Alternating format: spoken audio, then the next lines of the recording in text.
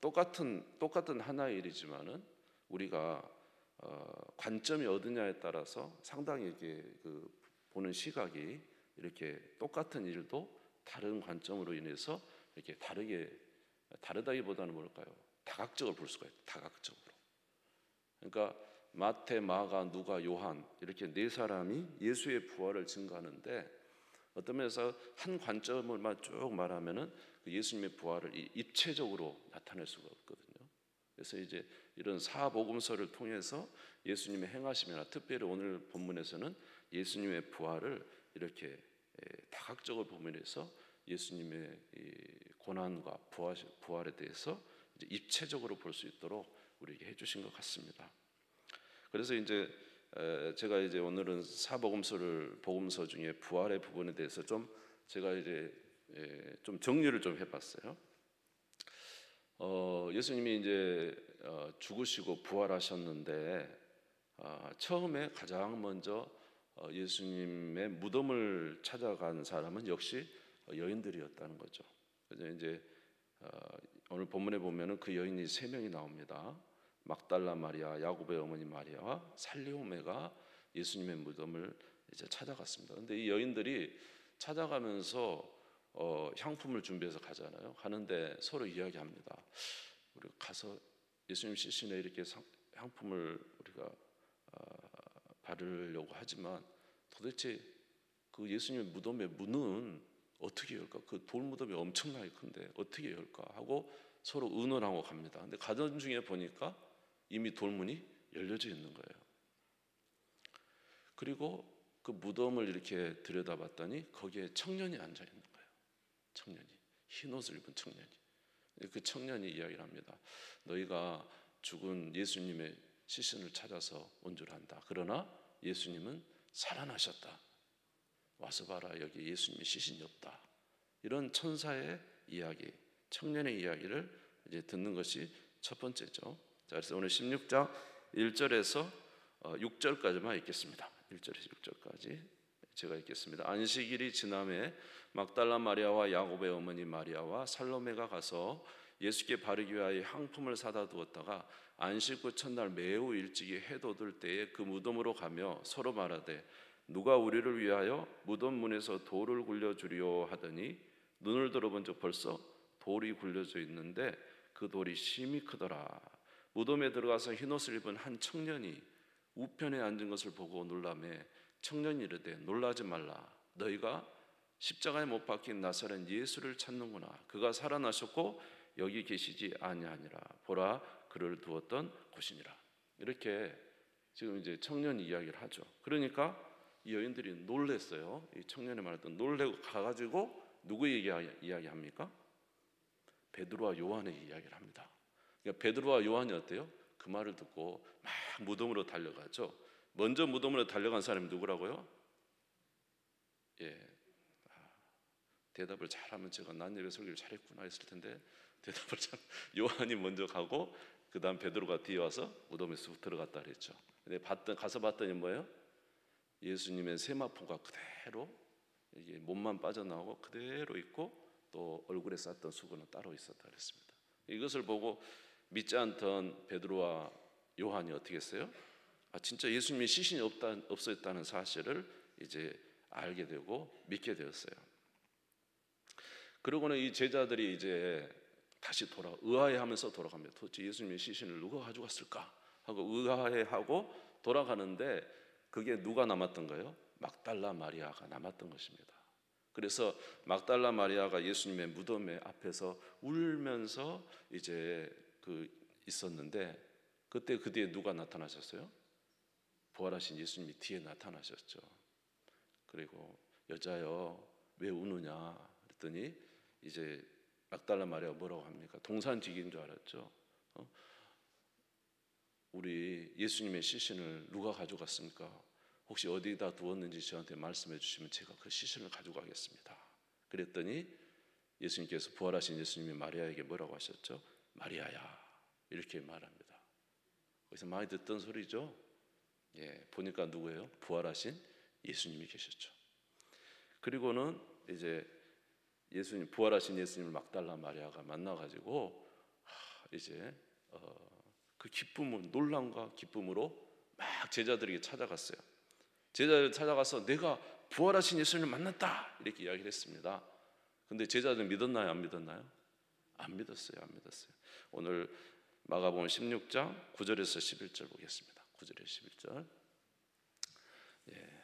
같이 읽겠습니다. 시작. 예수께서 안식 후 첫날 이른 아침에 살아나신 후에 전에 일곱 귀신을 쫓아내어 주신 막달라 마리아에게 먼저 보이시니 마리아가 가서 예수와 함께 하던 사람들이 슬퍼하며 울고 있는 중에 이 일을 알림해 그들은 예수께서 살아나셨다는 것과 마리아에게 보이셨다는 것을 듣고도 믿지 않아요. 제자들에게 말했는데 제자들이 믿지 않았어요. 그러고 있는데 엠마오로 내려가는 두 제자가 있었습니다. 엠마오로. 그 중에 한 명의 이름은 글로바라고, 또 한 명은 누군지 잘 모르겠어요. 엠마오로 내려가는 제자들에게 예수님이 나타나셨어요. 그리고 이렇게 가고 있는데 이제 엠마오로 가는 제자들에게 예수님 도대체 무슨 일입니까? 막 서로 이제 예수님이 이야기했을 거 아니에요. 막달라 마리아 이야기도 하고. 그래서 가서 무슨 일이냐고 물으니까 그들이 당신은 예루살렘에 살면서 그 일이 일어난 일을 모릅니까? 그 예수님이라는 선지자, 이 사람은 이 나라를 회복시키고 정말로 하나님의 나라를 이룰 선지자로 알았는데 그만 사람들이 예수님을 십자가에 못 박혀 죽었습니다. 그리고 무덤에 묻었는데 요새 이상한 말이 들립니다. 여인들이 예수님의 부활을 목격했다는 사람들이 있습니다. 이렇게 이야기하니까 예수님이 막 이제 뭐예요? 약간의 화를 내시면서 이 미련하고 믿음이 없는 자들아 하면서 예수님이 이야기하셨죠. 그래서 엠마오의 제자가는 두 제자에게 이제 성경을 풀어주시면서 그리스도가 고난을 받고 제3일에 살아날 것에 대해서 기록된 내용을 말씀해 주셨습니다. 이 제자들이 지금 이 두 제자들이 예수님과 함께 가면서 그 말을 들을 때 마음이 어떻게 됐다 그랬어요? 뜨거워졌다 그랬죠. 그래서 한 여관에 들어가서 이제 식사하면서 또 떡을 떼어줬죠. 이 떡 떼어줄 때 예수님 마지막 성찬이 생각났을 거예요. 그렇죠? 그런데 그때서 이제 뭐요? 떡을 먹으니까 눈이 밝아졌어요. 우리도 밥을 많이 먹어야 눈이 밝아질까요? 하여튼 눈이 밝아졌어요. 그래서 그때야 예수님인 걸 알았죠. 근데 예수님 보이지 않았죠. 지금 옆에 오신 분이 누구라는 걸 알았어요? 부활하신 예수님이 자기들과 함께 길을 걷고 이제 자기들에게 증거해 주신 것을 알았습니다. 그리고 그걸 가지고 이 엠마오에 가는 두 제자들이 제자들에게 가서 말을 합니다. 우리가 부활하신 예수님을 만났다고. 제자들이 믿어요, 안 믿어요? 또 안 믿죠. 오늘 16장 12절에서 13절입니다. 같이 읽겠습니다. 시작. 그 후에 그들 중 두 사람이 걸어서 시골로 갈 때에 예수께서 다른 모양으로 그들에게 나타나시니 두 사람이 가서 남은 제자들에게 알렸으되 역시 믿지 아니하니라. 이렇게 예수님이 여인들이 예수님을 직접 부활하신 예수님을 목격했다. 또 엠마오로 가는 두 제자가 예수님의 부활을 목격하고 가서 이제 제자들에게 말을 하는데 제자들이 믿지 않았다는 것입니다. 그러니까 예수님이 이제는 직접 누구에게 나타나셨어요? 그 제자들에게 나타나셨어요. 음식을 먹을 때 제자들이 나타나요. 저녁 먹을 때 나타나신 것 같아요. 그리고는 그 제자들에게 이제 책망을 하십니다. 자, 마가복음 16장 14절입니다. 오늘 같이 읽겠습니다. 시작. 그 후에 여러 제자가 음식을 먹을 때 예수께서 그들에게 나타나사 그들의 믿음 없는 것과 마음이 완악한 것을 꾸짖으시니 이는 자기가 살아난 것을 본 자들의 말을 믿지 아니함이로라. 예수님이 막 꾸짖으세요.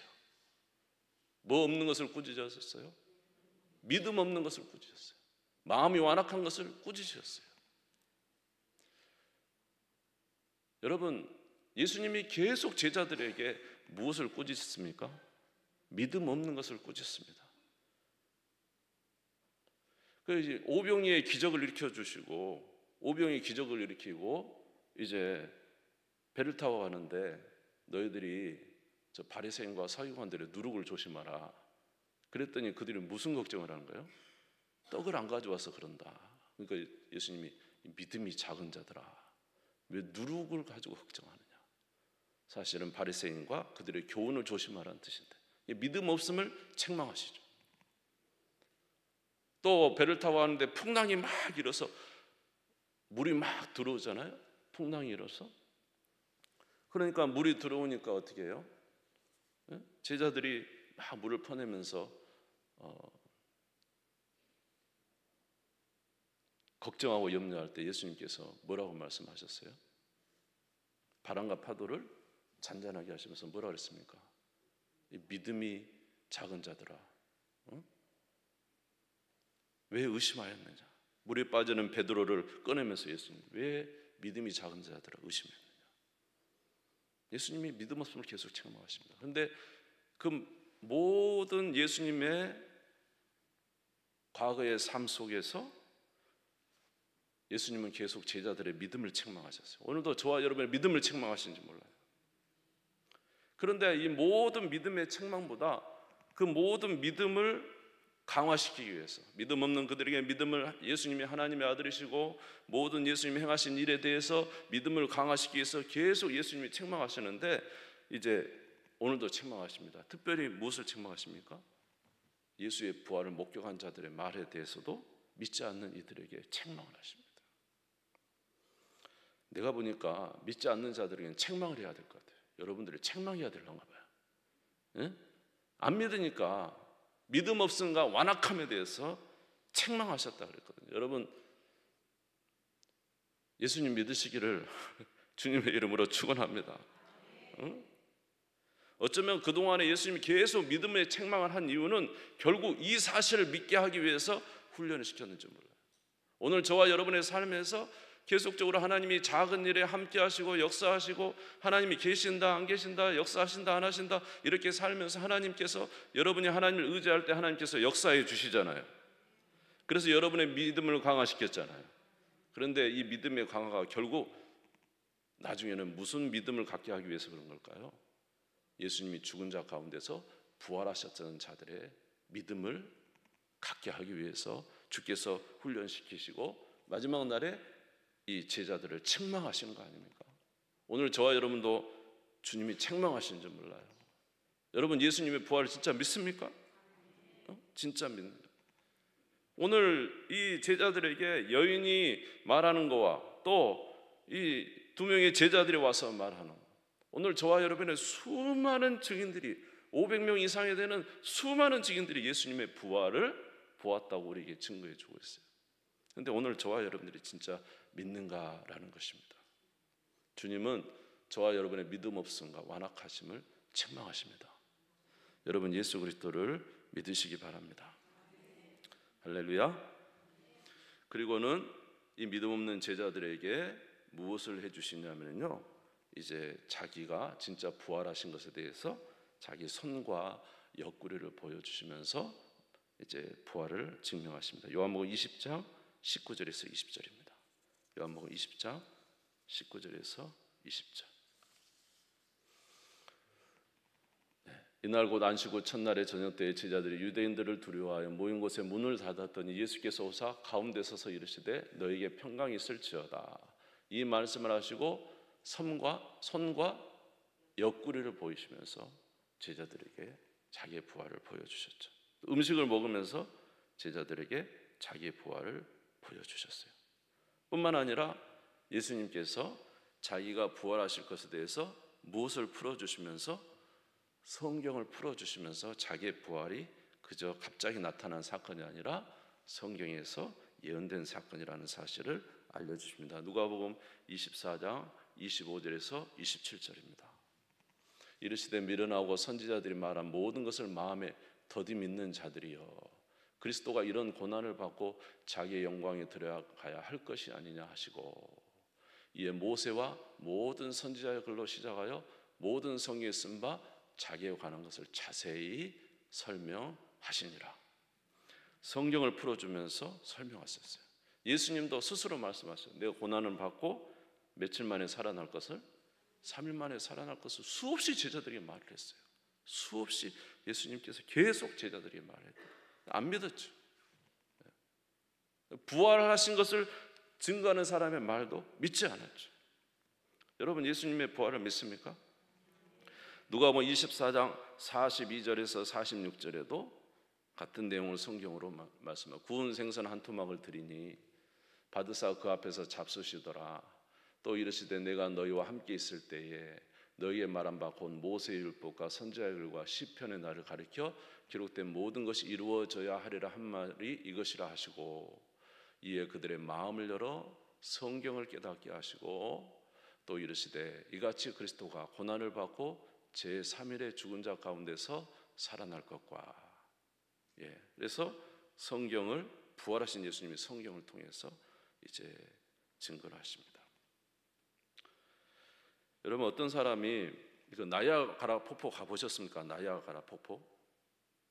나이아가라 이제 젊은 것을 말하는 게 아니고 나이아가라 폭포를 엄청난 폭포죠. 정말로 큽니다.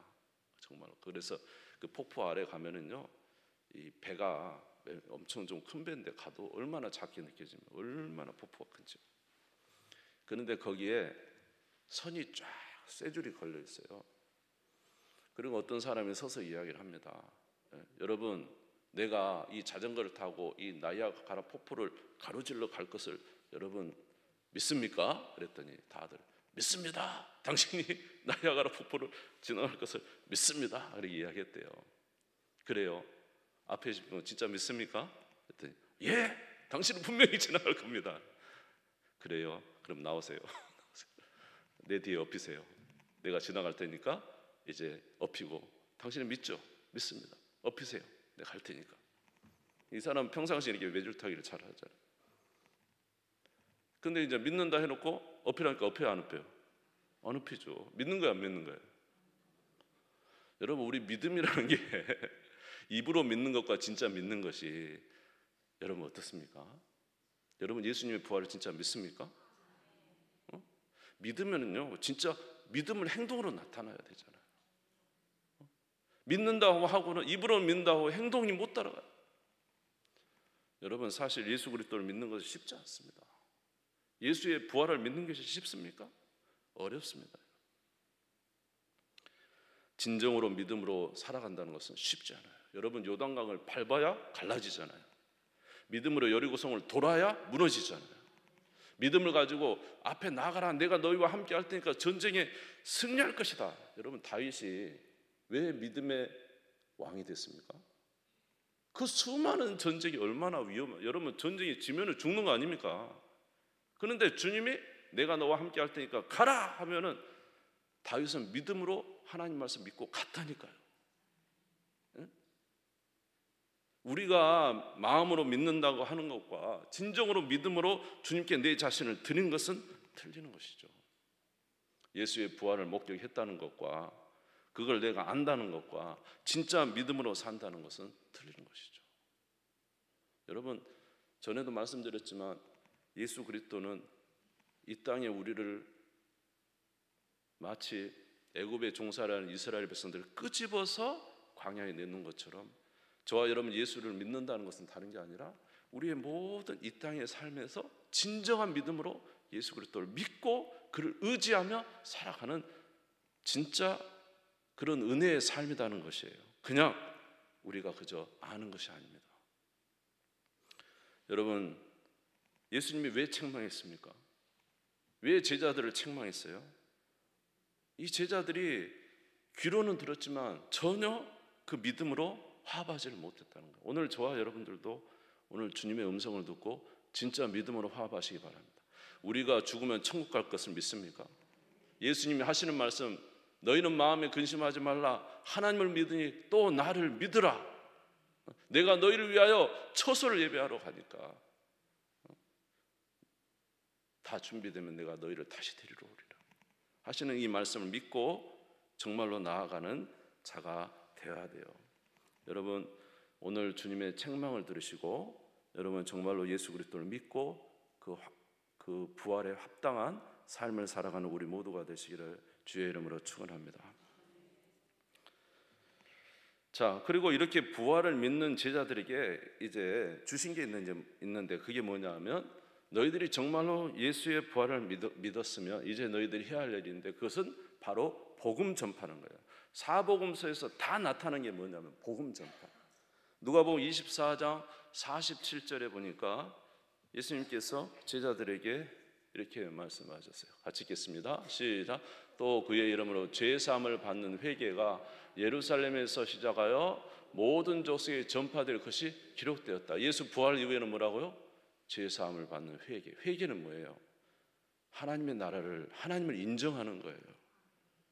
그가 보내신 예수 그리스도를 인정하는 거예요. 그를 믿는 것입니다. 이것이 진정한 회개입니다. 아멘. 예, 담배를 피다가 담배를 끊었다가 다시 담배를 펴서 하나님 잘못했습니다, 이것도 회개가 될 수 있지만, 진정한 회개는 뭐냐면요, 정말로 하나님을 인정하고 예수 그리스도가 우리의 구원이고 길이요 진리요 생명이라는 것을 믿고 그 나라를 향하여 가는 것이 진정한 회개 아니겠습니까? 이러한 회개가 온 세상에 전파될 것이 기록되었으니 너희는 가서 복음을 전파하라는 것이죠. 이것이 바로 그리스도의 부활을 믿는 자들이 주신 사명이라는 것입니다. 마가복음 16장 15절에, 마가복음 16장 같이 읽겠습니다. 시작. 또 이르시되 너희는 온 천하에 다니며 만민에게 복음을 전파하라. 할렐루야. 그래서 우리에게 주신 사명을, 제자들이 주신 사명은 복음을 전파하는 것입니다. 요한복음 20장 21절에서 22절도 마찬가지예요. 예수께서 또 이르시되 너에게 평강이 있을지어다. 아버지께서 나를 보내신 것 같이 나도 너희를 보내노라. 이 말씀을 하시고 그들을 향하여 숨을 내쉬며 이르시되 성령을 받으라. 자, 아버지께서 나를 보내신 것처럼 나도 너희를 보낸다. 부활을 목격한 자들에게 사명은 복음 전파. 마태복음 28장 19절에서 20절도 마찬가지입니다. 같이 읽겠습니다. 시작. 그러므로 너희는 가서 모든 민족을 제자로 삼아 아버지 아들과 성령의 이름으로 세례를 베풀고 내가 너희에게 분부한 모든 것을 가르쳐 지키게 하라. 볼지어다 내가 세상 끝날까지 너희와 항상 함께 있으리라 하시니라. 아멘. 그래서 우리에게 주신 사명은 복음 전파예요. 너희는 가서 모든 민족으로 제자를 삼아. 우리가 하나님 앞에 섰을 때 우리에게 주신 사명이 뭐라고요? 너희는 온 천하에 다니며 뭘 전하라고요? 복음을 전파하라. 너희는 가서 모든 민족으로 제자를 삼아 아버지와 아들과 성령의 이름으로 세례를 베풀어라. 이것이 예수 그리스도의 복음 부활을 믿는 자들이 주신 사명입니다. 그런데 이런 사명을 감당할 때 우리 홀로 감당하는 것이 아니라 하나님께서 이 사명을 감당하기 위해서 주시는 분이 있다는 것이죠. 누가복음 24장 48절에서 49절입니다. 같이 읽겠습니다. 시작. 너희는 이 모든 일의 증인이라. 볼지어다 내가 아버지께서 약속하신 것을 너희에게 보내리니 너희는 위로부터 능력으로 입혀질 때까지 이 성에 머물라 하시니라. 너희는 뭐라고요? 예수 부활에 뭐라고요? 증인이다. 그런데 하나님께서 약속하신 것이 입혀질 때까지 어디를 떠나지 마라? 예루살렘을 떠나지 말고 그 약속하신 것을 기다려요. 누구를 기다리는 거죠? 성령을 기다리는 거죠. 자, 성령이 오신 목적이 뭡니까? 사도행전 1장 8절이죠. 사도행전 같이 읽겠습니다. 시작. 오직 성령이 너희에게 임하시면 너희가 권능을 받고 예루살렘과 온 유대와 사마리아와 땅끝까지 이르러 내 증인이 되리라 하시니라. 아멘. 그래서 우리가 예수 그리스도를 진정으로 믿고 예수의 부활을 믿고 하나님 나라를 소망한다면 저와 여러분이 주신 사명이 온 천하에 다니며 복음을 전하는 것입니다. 그런데 우리 홀로 하는 것이 아니라 누가 오시면 성령이 우리에게 임하시면 너희가 권능을 받고 온 유대와 사마리아와 땅끝까지 이르러 내 증인이 되리라. 여러분, 이 사명을 감당하는 우리 모두가 되기를 바랍니다. 이렇게 예수 그리스도를 믿고 성령을 받은 자들에게는 하나님의 놀라운 역사와 은사가 그들에게 나타나게 되는데, 오늘 마가복음 16장 16절에서 18절에 보면은 이러한 은사들이 나타날 것이라고 이야기했어요. 믿고 세례를 받는 사람은 구원을 받을 것이요 믿지 않는 사람은 정죄를 받으리라. 믿는 자들에게는 이런 표적이 따르니 곧 그들이 내 이름으로 무엇을 쫓아내고 귀신을 쫓아내고 새 방언을 말하며 뱀을 집어올리며 무슨 독을 마실지라도 해를 받지 아니하며 병든 사람이 손을 얹은 즉 나으리라. 여러분, 저와 여러분 안에 성령이 계시면 그의 은사가 나타나고 성령의 열매가 나타납니다.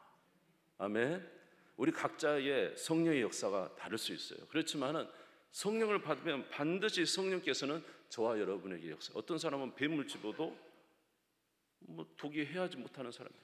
어떤 사람은 능력의 은사를 주셔서 기도하면 막 병이 나버리잖아요. 어떤 사람에는 방언의 은사도 주시고 통변의 은사도 주시고 성령이 임하시면 역사가 일어나는 거예요. 저와 여러분에게도 은사를 주신 줄 믿습니다. 저도 예수 그리스도를 진정으로 믿기 전과 믿은 이후에 분명한 하나님의 역사가 있다는 사실을 저도 느낍니다. 저에게 주시는 은사가 있겠죠.